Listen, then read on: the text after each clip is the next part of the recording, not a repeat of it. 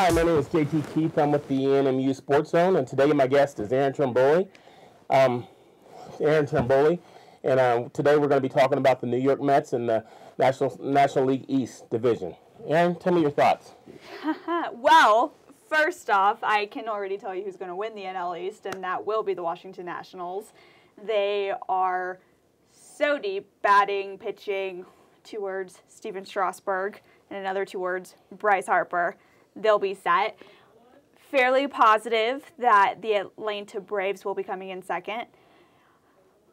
I know for a fact who will come in last, and that will be the Marlins, only because they just traded away their entire team to the Toronto Blue Jays in exchange for basically the Blue Jays minor league team. Okay. So they'll be coming in last, which is good news for Mets fans. Okay. Because we can finally say, as we did last season, thank God for the Marlins, because we will not be coming in last. Okay. Yeah. And then tell me about your big David Wright fan. Why is that? Because he's amazing. That's why. He has been, when he's not injured, unfortunately, the past couple of seasons, he has had some pretty bad injuries. But when he is on top of his game, he's pretty consistent. He is the virtual captain of the New York Mets right now. He just doesn't have the C on his jersey. He also just seems like a very nice, genuine person who will be a Met for life. Okay. So I like loyalty in a baseball player like that. Okay. And how long have you been a Met fan?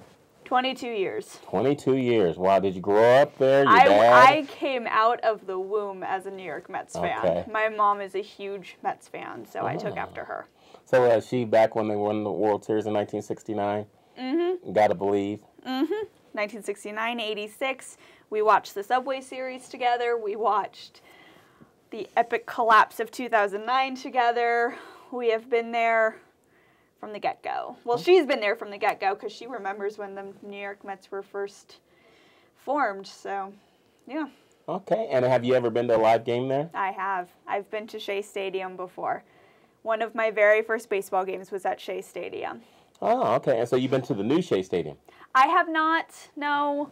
I still call it Shea. It'll always be Shea to me. People correct me all the time and say, no, it's Citi Field, but it will always be Shea. Okay.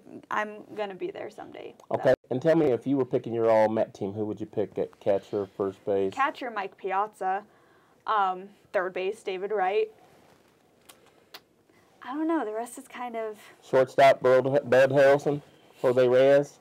Jose. Okay. Definitely Jose. There are some issues there, though, with the fact that he wanted to leave us. Yeah. I don't know. I kind of want to keep R.A. Dickey at pitching just because he had such an awesome year last year. Sure. It would be between him and Johan Santana. Okay. Because Santana just gave the Mets the first no-hitter in Mets history. Really? Last season. Okay. Yeah, and then after that, his season was crap. So on pitching, you're taking them over like Doc Gooden, Tom Seaver, Jerry Koosman, a lot of Ron Darling. Nolan Ryan also pitched for the Mets before he got he went to became Nolan Ryan. Sure. So nowadays, I don't know if they could stack up against people nowadays. They might be able to, but I'd have to go back and look at their stats. Okay. I know they're a lot better than some of the pitchers we have now. So, okay. Yeah. So how long do you think this rebuilding project's going to be for the Mets? Hopefully not very long. I keep saying I would like to see them win a World Series. Sure. Within my lifespan. Probably a couple of years, though, because we have like Zach Wheeler. We have people coming up, and they'll be good. They'll be decent, but it'll be a couple of years at best. And then what do you think about the owner as far as with the Ponzi scheme and all that? Do you think he should sell? I'm not a fan of the Will Ponzi. I think they should stay out of it. See, with New York baseball, they're almost like with Steinbrenner.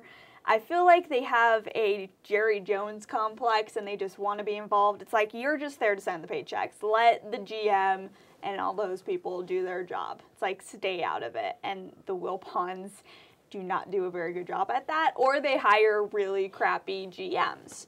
Like, we had Omar Minaya for I don't know how long, and he made some 4 years. Terrible moves. Yes. Terrible. But he wasn't as bad as Steve Phillips. Well, we were good before Omar Minaya came. Right. And it was during Minaya's tenure that we had those epic collapses. So I have faith in the current system up there. So, Sandy Alderson, I'm relying on you, buddy. Okay. So, yeah. And then, where do you see? Anyway, well, Erin, I thank you for being my guest today on ENMU SportsZone, and please come back again. Of course.